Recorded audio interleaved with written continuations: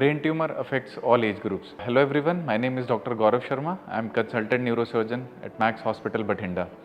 Brain tumour क्या होता है? Brain tumour like any other tumour is a collection of abnormal cells. हमारी body जो होती है वो सेल्स से बनी होती है और अगर ऐसे कुछ सेल्स एबनॉर्मल हो जाते हैं और वो एबनॉर्मल होने के बाद एक जगह पे कलेक्ट हो जाते हैं क्योंकि उनके डीएनए जेनेटिक मटेरियल में डिफेक्ट होता है, तो this collection of abnormal cells makes a tumour. Brain में भी जब ऐसे एबनॉर्मल सेल्स कलेक्ट हो जाते हैं we call it a brain tumour. तो ब्रेन ट्यूमर के यूजुअली सिम्टम्स क्या होते हैं?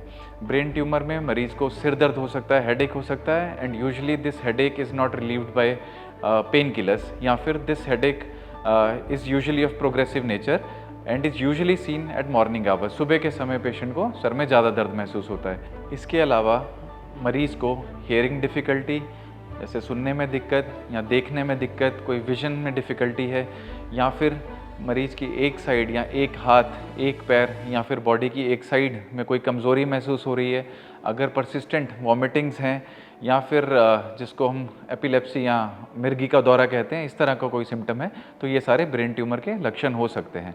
अगर इसमें से कोई भी सिम्टम किसी मरीज़ को, किसी पेशेंट को है, तो आपको अपने न्यूरोसर्जन को कंसल्ट करना चाहिए. यूजुअली जब आप न्यूरोसर्जन के पास जाते हैं तो जो मोस्ट कॉमनली जो इन्वेस्टिगेशंस की जाती हैं वो सीटी स्कैन या एमआरआई ऑफ द ब्रेन होता है. After seeing the CT scan और MRI of the patient we decide the further treatment. हमारे पास इस ट्रीटमेंट में जो ऑप्शंस होते हैं वो सर्जिकल मैनेजमेंट हो सकता है, या फिर जो हमारी रीसेंट टेक्नोलॉजीज़ हैं जैसे stereotactic radio surgery, gamma knife और साइबर नाइफ, ये कुछ ऑप्शंस अवेलेबल होते हैं. अगर इनमें से कोई भी सिम्टम पेशेंट को हैं तो उनको अपने नियरेस्ट न्यूरोसर्जन को मिलना चाहिए.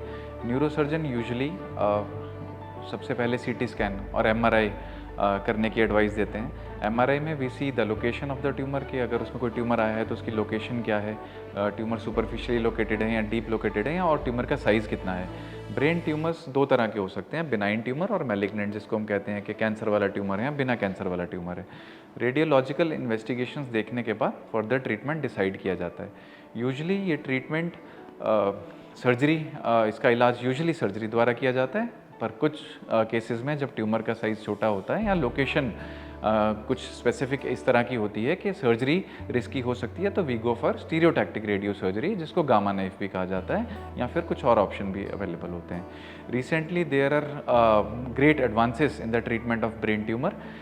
जैसे न्यूरो नेविगेशन होता है जिसमें हम रेडियोलॉजिकल जो एमआरआई का डाटा है उसको कंप्यूटर में ऐड करते हैं और वो हमें सर्जरी के दौरान गाइड करता है कि हमें किस एरिया तक ट्यूमर का ऑपरेट करना चाहिए और कहाँ पर आगे सर्जरी करना पेशेंट के लिए सेफ़ नहीं होता, तो वहाँ पे हमें वो गाइड करता है और हम ड्यूरिंग सर्जरी वहाँ पर रुक सकते हैं. इसके अलावा अगर ट्यूमर का साइज़ छोटा है तो गामा नाइफ और साइबर नाइफ दूसरी थेरेपीज़ होती हैं. Then we have intraoperative ultrasounds, जिसमें हम सर्जरी के दौरान अल्ट्रासाउंड करके देख सकते हैं कि हमारा भी रेजिड्यू, अगर ट्यूमर बचा हुआ है तो we can resect it further, और if there is no tumour we can stop. So these are the advancements in the treatment of brain tumor, and nowadays brain tumor is a very safe surgery, and डरने की बजाय we should go for the treatment. और अगर ऐसा कोई भी symptom आपके आसपास या किसी को आपको लगता है कि इस तरह के सिम्टम मौजूद हैं, so these advancements in brain tumor surgery makes this procedure a very safe. Thank you.